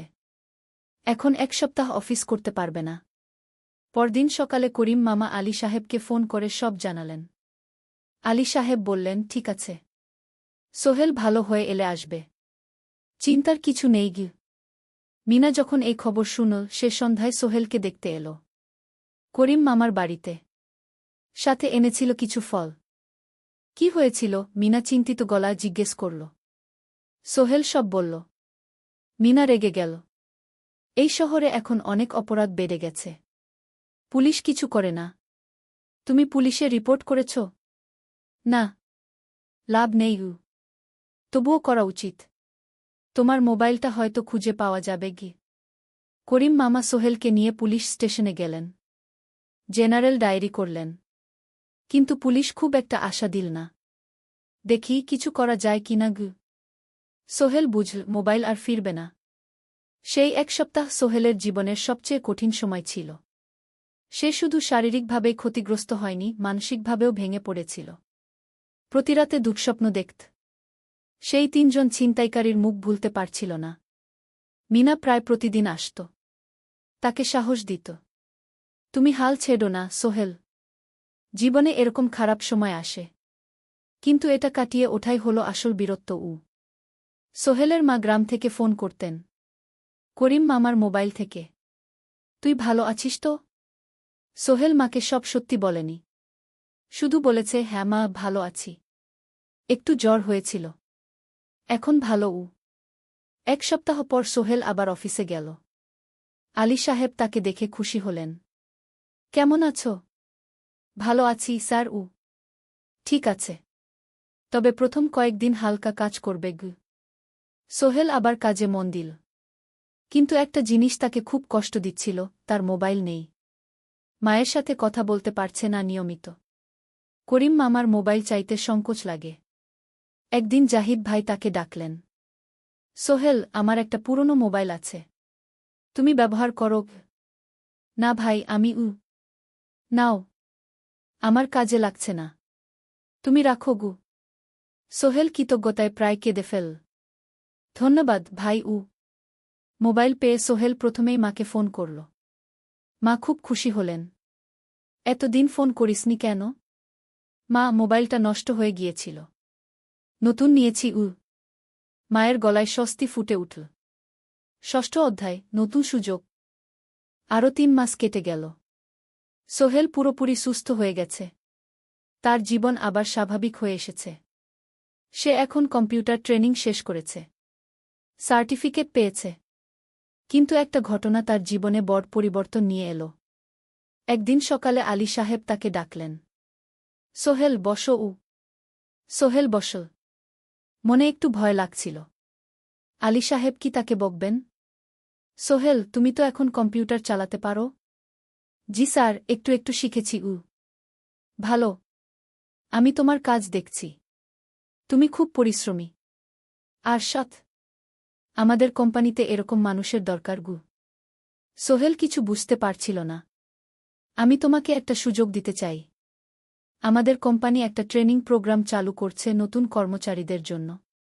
৬ মাসের কোর্স। কম্পিউটার অ্যাকাউন্টিং, ভবন নির্মাণের হিসাব নিকাশ, প্রজেক্ট ম্যানেজমেন্ট সব শিখবে। কোম্পানি সব খরচ দেবে। ট্রেনিংয়ের সময় তোমার বেতনও চলবে। রাজি আছো? সোহেল বিশ্বাস করতে পারছিল না। স্যার, সত্যি? আমাকে এত বড় সুযোগ দিচ্ছেন? হ্যাঁ। তুমি ভালো ছেলে। পরিশ্রমী। আমি তোমাকে এগিয়ে দিতে চাই। ভবিষ্যতে তুমি এই কোম্পানির একজন গুরুত্বপূর্ণ কর্মচারী হবে। সোহেল কৃতজ্ঞতায় প্রায় কেঁদে ফেল। ধন্যবাদ স্যার। আমি কঠোর পরিশ্রম করব। আমি জানি। সেদিন সন্ধ্যায় সোহেল মিনার দোকানে গেল। মিনাকে খবরটা দিল। মিনা খুব খুশি হল। তার চোখে জল এসে গেল। তুমি পারবে সোহেল। আমি জানি। সোহেল তার মা আর বোনকেও ফোন করে খবরটা দিল। মা কাঁদতে লাগলেন। তোর বাবা বেঁচে থাকলে কত খুশি হতো। ট্রেনিং শুরু হলো পরের মাস থেকে। প্রতিদিন সকালে ৩ ঘন্টা ক্লাস, তারপর বাকি সময় অফিসের কাজ। ক্লাসে ৫ জন নতুন কর্মচারী। সবাই তরুণ, উৎসাহী। শিক্ষক ছিলেন একজন অভিজ্ঞ ইঞ্জিনিয়ার। নাম রহিম স্যার। তিনি খুব ভালোভাবে সব কিছু বুঝাতেন। কম্পিউটার অ্যাকাউন্টিং, এক্সেলে জটিল ক্যালকুলেশন, প্রজেক্টের বাজেট তৈরি, সময় ব্যবস্থাপনা সব। সোহেল পুরো মনোযোগ দিয়ে শিখতে লাগল। সন্ধ্যায় বাড়ি ফিরে প্র্যাকটিস করত। করিম মামার ছেলের কাছ থেকে একটা ল্যাপটপ ধার নিত কখনো কখনো। ৬ মাস পরে ট্রেনিং শেষ হল। সবাই সার্টিফিকেট পেল। আলী সাহেব একটা অনুষ্ঠান করলেন। সোহেল সেরা পারফর্মার হিসেবে একটা বিশেষ পুরস্কার পেল, ৫,০০০ টাকা বোনাস। আলী সাহেব ঘোষণা করলেন, সোহেল, আজ থেকে তুমি আমাদের জুনিয়র অ্যাকাউন্ট অ্যাসিস্ট্যান্ট। তোমার বেতন ১৫,০০০ টাকা গু। সোহেল অবাক হয়ে গেল। ৮,০০০ থেকে ১৫,০০০, প্রায় দ্বিগুণ। সেদিন রাতে সোহেল ঘুমাতেই পারল না। খুশিতে, উত্তেজনায় তার চোখে ঘুম নেই। সে ভাবল তার জীবন কিভাবে বদলে যাচ্ছে। ২ বছর আগে যে রিকশা চালাত, আজ সে একটা নামকরা কোম্পানির অ্যাকাউন্ট অ্যাসিস্ট্যান্ট। ৭ম অধ্যায়, প্রেম ও প্রস্তাব। ১.৫ বছর হয়ে গেল সোহেলের চট্টগ্রাম আসার। সে এখন একজন সফল যুবক। তার মা গ্রামে খুব খুশি। প্রতি মাসে সোহেল ১০,০০০ টাকা পাঠায়। ছোট বোন ঋতু এখন কলেজে ভর্তি হয়েছে সোহেলের পাঠানো টাকায়। মায়ের চিকিৎসাও ভালোভাবে হচ্ছে। মিনার সাথে সোহেলের সম্পর্ক এখন আর শুধু বন্ধুত্ব নয়। দুজন দুজনকে ভালোবাসে। কিন্তু কেউ কাউকে সরাসরি বলার সাহস পায়নি। প্রতিদিন দেখা হয়, গল্প হয়, কিন্তু সেই একটা কথা বলা হয়ে ওঠে না। একদিন শুক্রবার ছুটির দিন। সোহেল মিনাকে বলল, আজ কি একটু ঘুরতে যাবে? কোথায়? পতেঙ্গা বিচ। তুমি কি কখনো গেছ? না। কিন্তু আমার দোকান গু। শুক্রবার। তোমার বাবা সামলাবে গু। মিনা রাজি হয়ে গেল। দুপুরে দুজনে বাস নিয়ে পতেঙ্গা গেল। সমুদ্র দেখে মিনা অবাক হয়ে গেল। কি সুন্দর! দুজনে বালিতে বসল। ঢেউয়ের শব্দ শুনতে শুনতে গল্প করছিল। হঠাৎ সোহেল বলল, মিনা, তোমার সাথে কিছু বলার ছিল। বলো। সোহেল একটা লম্বা শ্বাস নিল। তুমি জানো, আমি তোমাকে ভালোবাসি। মিনা হাসল। তার চোখ ভিজে গেল। জানি। আমিও তোমাকে ভালোবাসি, সোহেল গু। সোহেল অবাক হয়ে গেল। সত্যি? হ্যাঁ। অনেকদিন ধরেই জানি। তুমি আমার জীবনে এসে সব কিছু বদলে দিয়েছ। তোমার সাথে থাকলে আমার মনে হয় আমি যে কোনো কিছু করতে পারব গু। দুজনে কিছুক্ষণ চুপ করে বসে রইল। সমুদ্রের ঢেউ এসে পায়ে লাগছিল। সূর্য পশ্চিমে ঢলে পড়ছে। আকাশ লালকুমলা হয়ে গেছে। কিন্তু আমার বাবার সাথে কথা বলতে হবে কি? মিনা বলল। আমি তৈরি। যখন বলবে তখন বলবো। পরের সপ্তাহে সোহেল মিনার বাবার সাথে কথা বলল। আব্দুল হামিদ সাহেব প্রথমে একটু দ্বিধা করলেন। তুমি কোনো পরিবারের ছেলে? তোমার বাবা কি করতেন? সোহেল সব সত্যি বলল। তার বাবা ছিলেন স্কুল শিক্ষক। মারা গেছেন ১০ বছর আগে। মা গ্রামে থাকেন। ছোট বোন কলেজে পড়ে। তুমি নিজে কি করো? আমি আলামিন কনস্ট্রাকশন কোম্পানিতে জুনিয়র অ্যাকাউন্ট অ্যাসিস্ট্যান্ট। মাসে ১৫,০০০ টাকা বেতন। আব্দুল হামিদ সাহেব ভাবলেন। তারপর বললেন, দেখো, মিনা আমার একমাত্র সন্তান। তার মা নেই। আমি একা তাকে বড় করেছি। আমি চাই মিনা একজন ভালো ছেলের সাথে বিয়ে হোক। তুমি দেখতে ভালো ছেলে মনে হচ্ছে। কিন্তু আমাকে তোমার মায়ের সাথে দেখা করতে হবে। তোমার পরিবারকে জানতে হবে। জি আঙ্কেল। আমি ব্যবস্থা করছি। সোহেল খুশিতে আটখানা। সে সেদিন রাতেই তার মাকে ফোন করল। মাকে সব বলল। মা প্রথমে অবাক হলেন। তারপর খুশি হলেন। মিনা মেয়েটা কেমন? খুব ভালো, মা। তুমি দেখলে পছন্দ করবে। ঠিক আছে। আমি আর ঋতু আসছি চট্টগ্রাম। ২ সপ্তাহ পর সোহেলের মা আর বোন চট্টগ্রাম এল। সোহেল তাদের নিয়ে মিনার বাড়িতে গেল। ২ পরিবার একসাথে বসল। মিনার বাবা সোহেলের মাকে দেখে খুশি হলেন। সোহেলের মা সহজ সরল ভদ্রমহিলা। আপনার ছেলে খুব ভালো। মিনা তাকে পছন্দ করে। আমিও রাজি। আব্দুল হামিদ সাহেব বললেন। আমার সোহেল সৎ ছেলে। মিনাকে খুব ভালোবাসে। আমি জানি ও মিনাকে সুখে রাখবে। কি? সোহেলের মা বললেন। বিয়ের তারিখ ঠিক হল ৩ মাস পর। এই ৩ মাসে সোহেল যথেষ্ট টাকা জমাবে। বিয়ে হবে সাদামাটা কিন্তু সুন্দর। ৮ম অধ্যায়, নতুন পথ। ৩ মাস কেটে গেল দ্রুত। সোহেল প্রতিদিন কঠোর পরিশ্রম করছিল। অফিসে তার কাজের প্রশংসা হচ্ছে। আলী সাহেব তাকে এখন ছোটখাটো প্রজেক্টের হিসাব দেখতে দিচ্ছেন। সোহেল তার সঞ্চিত টাকা দিয়ে বিয়ের আয়োজন করল। বিয়ে হল মিনার বাড়ির কাছের একটা কমিউনিটি সেন্টারে। খুব বেশি লোক আসেনি। দুই পরিবারের আত্মীয়স্বজন আর অফিসের কয়েকজন সহকর্মী। কিন্তু অনুষ্ঠান ছিল খুব সুন্দর। সোহেল যখন মিনাকে বিয়ের পোশাকে দেখল, তার মনে হল পৃথিবীর সবচেয়ে সুন্দর মেয়ে সে। লাল শাড়ি পরা, মুখে হালকা মেকআপ, কিন্তু তার স্বাভাবিক সৌন্দর্য ছিল আসল। বিয়ের পর সোহেল একটা ছোট্ট ফ্ল্যাট ভাড়া নিল। 2 রুমের ফ্ল্যাট, মাসে ভাড়া 5,000 টাকা। মিনা এখনও তার পড়াশোনা চালিয়ে যাচ্ছে। আরও 1 বছর বাকি গ্র্যাজুয়েশন শেষ হতে।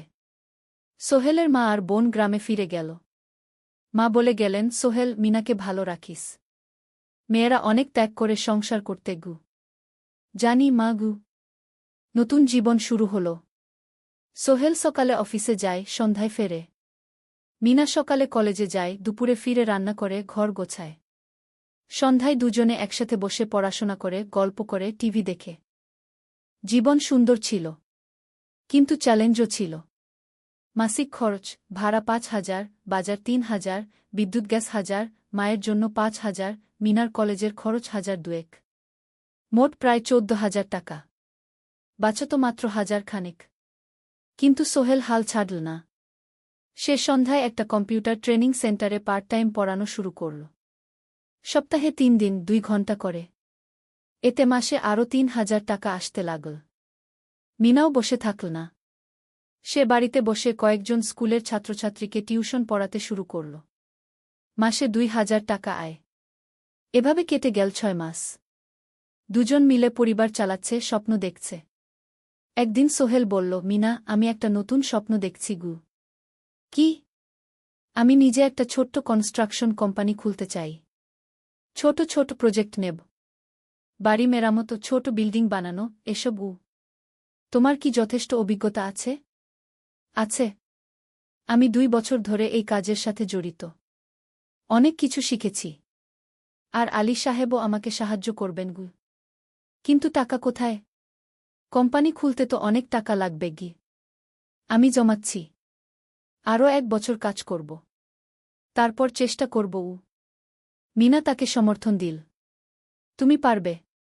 তোমার মধ্যে সেই শক্তি আছে গি। 9ম অধ্যায়, চ্যালেঞ্জের সময়। কিন্তু ভাগ্য সবসময় অনুকূলে থাকে না। সোহেল যখন স্বপ্ন দেখছিল নিজের কোম্পানি খোলার, তখনই একটা বড় সমস্যা এলো। আলী সাহেবের কোম্পানি একটা বড় প্রজেক্ট পেয়েছিল। একটা 10তলা বিল্ডিং বানানোর কাজ। কিন্তু প্রজেক্টের প্রধান ইনভেস্টর হঠাৎ পালিয়ে গেল। তিনি কোম্পানির কাছ থেকে প্রায় 50 লাখ টাকা নিয়ে গেছেন, কিন্তু কাজ শেষ হয়নি। কোম্পানি বড় ক্ষতির মুখে পড়ল। আলী সাহেব অনেক কর্মচারীকে ছাঁটাই করতে বাধ্য হলেন। প্রায় 10 জনকে চাকরি থেকে বাদ দিলেন। বাকিদের বেতন কমাতে হল। সোহেলকে আলী সাহেব ডেকে বললেন, সোহেল, আমি তোমাকে রাখতে চাই। তুমি বিশ্বস্ত কর্মচারী। কিন্তু তোমার বেতন কমাতে হবে। 15,000 থেকে 10,000। সোহেল মনে মনে চিন্তায় পড়ে গেল। 10,000 টাকায় সংসার চলবে কিভাবে? মায়ের খরচ, ভাড়া, বাজার সব মিলিয়ে তো 14,000 টাকা লাগে। কিন্তু সে কিছু বলল না। ঠিক আছে স্যার। বাড়ি ফিরে সোহেল মিনাকে সব বলল। মিনা চিন্তিত হয়ে গেল। এখন কি হবে? চিন্তা করো না। আমি পার্ট টাইম টিউশনির সময় বাড়াব। আর তুমিও বেশি করে টিউশন নাও। কিন্তু আমার তো পড়াশোনাও আছে গি। জানি। কিন্তু এখন এটাই করতে হবে গু। সোহেল সন্ধ্যায় আরও 2টো জায়গায় পার্ট টাইম কাজ খুঁজল। একটা দোকানে সন্ধ্যায় হিসাব দেখার কাজ পেল। মাসে 2,000 টাকা। আরেকটা জায়গায় সপ্তাহান্তে কম্পিউটার রিপেয়ারের কাজ পেল। মাসে 1,500 টাকা। মিনাও 3 জন নতুন স্টুডেন্ট নিল টিউশনে। তার আয় বাড়ল 2,000 থেকে 3,500-এ। কঠিন সময় ছিল। সোহেল সকাল 8টায় অফিসে যেত, সন্ধ্যা 6টায় ফিরত। তারপর একটু বিশ্রাম নিয়ে 7:30টায় বের হতো পার্ট টাইম কাজে। রাত 10টায় বাড়ি ফিরত। রবি সোমবার কম্পিউটার রিপেয়ারের কাজ। মিনাও সকালে কলেজে যেত, দুপুরে ফিরে রান্না করত, তারপর বিকেলে টিউশন পড়াত। রাতে খাওয়া দাওয়ার পর পড়াশোনা করত। দুজনেরই শরীর খারাপ হতে শুরু করল। সোহেল একদিন অফিসে অজ্ঞান হয়ে পড়ে গেল। ডাক্তার দেখাতে নিয়ে গেল। ডাক্তার বলল, অতিরিক্ত পরিশ্রম। শরীরে পুষ্টির অভাব। ঠিকমতো খাচ্ছেন না মনে হচ্ছে গি। সত্যি কথা, খরচ বাঁচাতে সোহেল আর মিনা অনেক সময় কম খেত। মাংস মাছ কিনত সপ্তাহে একদিন। বাকি সময় শাকসবজি ডাল। মিনা সোহেলকে বলল, আর নয় সোহেল, তুমি এভাবে নিজেকে শেষ করে ফেলছ। আমার পড়াশোনা বন্ধ করে দিই। আমি ফুল টাইম চাকরি করি গিয়ে। না, সোহেল জোর দিয়ে বলল, তোমার পড়াশোনা বন্ধ হবে না। আরও মাত্র 6 মাস বাকি। তুমি গ্রাজুয়েট হবেই গু। কিন্তু তুমি আমি ঠিক হয়ে যাব। চিন্তা করো না গে। কিন্তু পরিস্থিতি আরও খারাপ হলো যখন সোহেলের মায়ের অসুখ হল। হার্টের সমস্যা। হাসপাতালে ভর্তি করতে হল। খরচ 50,000 টাকা। সোহেলের হাতে এত টাকা কোথায়?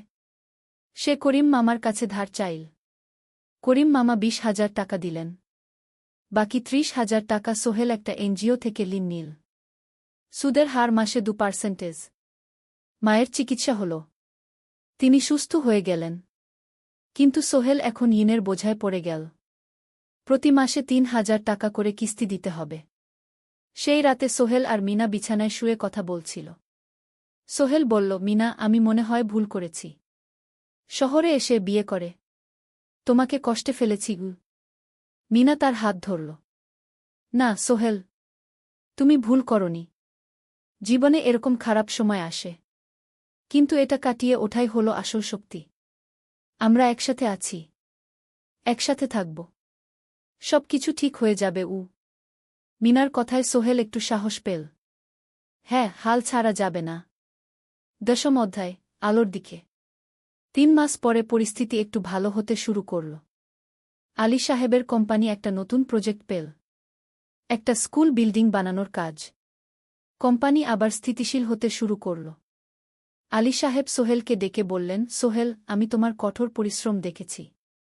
খারাপ সময়েও তুমি কোম্পানি ছেড়ে যাওনি। আমি কৃতজ্ঞ। আজ থেকে তোমার বেতন আবার 15,000 টাকা গু। সোহেল খুশি হয়ে গেল। ধন্যবাদ স্যার। মিনাও গ্র্যাজুয়েশন শেষ করল। ভালো ফলাফল করল। সে এখন চাকরি খুঁজছে। একদিন মিনা একটা প্রাইভেট স্কুলে শিক্ষিকার ইন্টারভিউ দিতে গেল। ইন্টারভিউ ভালো হল। তাকে নিযোগ দেওয়া হল। বেতন 12,000 টাকা। সেদিন সন্ধ্যায় দুজনে মিলে একটা ছোট্ট পার্টি করল। একটা বিরিয়ানি কিনল, কোমল পানীয় কিনল। দুজনে মিলে খেল। আমরা পেরেছি সোহেল, মিনা বলল। হ্যাঁ, আমরা পেরেছি গু। এখন দুজনের মিলিয়ে আয় 27,000 টাকা। খরচ চালানোর পর প্রায় 10,000 টাকা বাঁচে। সোহেল এই টাকা দিয়ে লেন শোধ করতে শুরু করল। পার্ট টাইম কাজগুলো ছেড়ে দিল। শরীরের যত্ন নেওয়া শুরু করল। আরও 6 মাস পরে সোহেলের কাছে একটা বড় সুযোগ এল। আলী সাহেব একদিন তাকে ডাকলেন। সোহেল, তুমি কি নিজের ব্যবসা করতে চাও? স্যার, আমি তোমাকে একটা ছোট্ট প্রজেক্ট দিতে চাই। একটা 3 তলা বিল্ডিংয়ের কনস্ট্রাকশন। তুমি ম্যানেজ করবে, আমি শুধু সুপারভাইজ করব। লাভের 50% তোমার গু। সোহেল ভাবল, এটা একটা বড় সুযোগ, কিন্তু ঝুঁকিও আছে। যদি কাজটা ভালোভাবে না হয়? স্যার, আমি চেষ্টা করব। কিন্তু যদি ভুল হয়? ভুল হবে না। আমি তোমার উপর বিশ্বাস রাখছি। তুমি পারবে গু। সোহেল রাজি হয়ে গেল।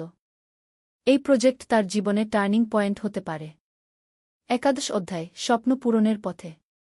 পরের 6 মাস সোহেল খুব কঠোর পরিশ্রম করল। প্রজেক্টটা ম্যানেজ করা সহজ ছিল না। শ্রমিক নিযোগ, ম্যাটেরিয়াল কেনা, কাজের তদারকি, সময়মতো কাজ শেষ করা, সব দায়িত্ব তার। প্রথম 2 মাস খুব চাপের মধ্যে গেল।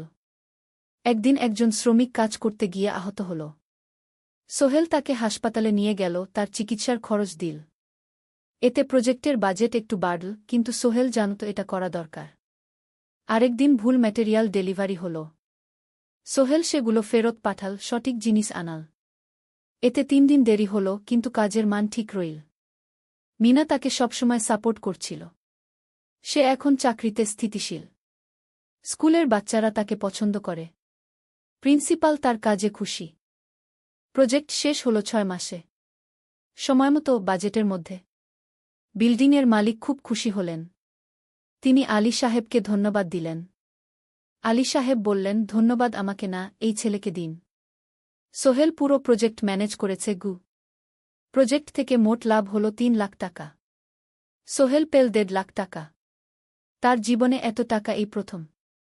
সে করিম মামার ঋণ শোধ করল, এনজিওর বাকি ঋণ শোধ করল, তারপর তার মাকে ৫০,০০০ টাকা পাঠাল। মা দিয়ে গ্রামের বাড়িটা একটু মেরামত করাল, বোন ঋতুর জন্য একটা ল্যাপটপ কিনল। বাকি টাকা দিয়ে সোহেল একটা ব্যাংক অ্যাকাউন্টে জমা রাখল ভবিষ্যতের জন্য। আলী সাহেব সোহেলকে আরও ২টো প্রজেক্ট দিলেন। এবার একটু বড়। সোহেল আত্মবিশ্বাসের সাথে সেগুলোও শেষ করল। ২ বছর পরে সোহেল সিদ্ধান্ত নিল, এবার নিজের কোম্পানি খোলার সময় এসেছে। দ্বাদশ অধ্যায়, নতুন শুরু। সোহেল তার সব জমানো টাকা দিয়ে একটা ছোট্ট অফিস ভাড়া নিল। ২ রুমের অফিস। একটা রুমে কাজের জায়গা, আরেকটায় ছোট্ট মিটিং রুম। অফিসের সামনে একটা বোর্ড লাগাল, Sohel construction and development. Mina তাকে সাহায্য করছিল। সে অফিসের অ্যাকাউন্টস দেখত সন্ধ্যায় স্কুল থেকে ফিরে। দুজন মিলে একটা টিম। প্রথমে ছোট কাজ নিল। বাড়ি মেরামত, দোকান সংস্কার, ছোট বিল্ডিং কনস্ট্রাকশন। কাজের মান ভালো রাখার চেষ্টা করল। সময়মতো শেষ করল। দাম ন্যায্য রাখল। ধীরে ধীরে সোহেলের সুনাম ছড়িয়ে পড়ল। মানুষ তাকে বিশ্বাস করত। তার কাছে নতুন কাজ আসতে লাগল। প্রথম বছর খুব কষ্ট হল। কখনো লাভ হতো, কখনো লস। কিন্তু সোহেল থেমে থাকল না। সে শিখতে লাগল ব্যবসা কিভাবে চালাতে হয়। দ্বিতীয় বছরে পরিস্থিতি ভালো হল। সোহেল এখন ৩ জন স্থায়ী কর্মচারী নিয়োগ দিল। একজন ইঞ্জিনিয়ার, একজন সুপারভাইজার, একজন অফিস সহায়ক। তৃতীয় বছরে একটা বড় প্রজেক্ট পেল। একটা স্কুল বিল্ডিং বানানোর কাজ। ৫ তলা বিল্ডিং। সোহেল পুরো মনোযোগ দিয়ে কাজটা করল। শ্রমিকদের ভালো বেতন দিল, ভালো ম্যাটেরিয়াল ব্যবহার করল, সময়মতো কাজ শেষ করল। স্কুল কর্তৃপক্ষ খুব খুশি হল। তারা সোহেলের কাজের প্রশংসা করল। এই প্রজেক্ট থেকে সোহেল প্রায় ৫ লাখ টাকা লাভ করল। এই টাকা দিয়ে সে আরও ভালো একটা অফিস নিল। আরও কর্মচারী নিয়োগ দিল। এখন তার কোম্পানিতে ১০ জন স্থায়ী কর্মচারী। প্রজেক্ট অনুযায়ী আরও শ্রমিক নিয়োগ দেওয়া হয়। ত্রয়োদশ অধ্যায়, পরিবার। এদিকে সোহেল আর মিনার সংসারেও খুশির খবর এল। মিনা গর্ভবতী। ৯ মাস পর তাদের একটা মেয়ে হল। নাম রাখল সারা। সারা যখন জন্মাল, সোহেলের মা আর বোন চট্টগ্রামে এল। মা ১ মাস থেকে গেলেন। মিনাকে সাহায্য করলেন। সোহেল এখন একটা বড় ফ্ল্যাট ভাড়া নিয়েছে। ৩ রুমের ফ্ল্যাট। একটা রুমে সোহেল, মিনা, একটায় সারা, আরেকটায় অতিথি রুম। মায়ের জন্য সোহেল সিদ্ধান্ত নিল তাকে চট্টগ্রামে নিয়ে আসবে। গ্রামে একা থাকা ঠিক না। কিন্তু মা রাজি হলেন না। না বাবা, আমি গ্রামেই থাকব। এখানে আমার পরিচিত মানুষ আছে। তোর বোনকে নিয়ে যা। ও ঢাকায় পড়ছে, চট্টগ্রামে এনে ভালো কোথাও ভর্তি করিয়ে দেগি। সোহেল তাই করল। ঋতুকে চট্টগ্রাম বিশ্ববিদ্যালয়ে ভর্তি করিয়ে দিল। ঋতু এখন সোহেলের ফ্ল্যাটে থাকে, বিশ্ববিদ্যালয়ে পড়ে।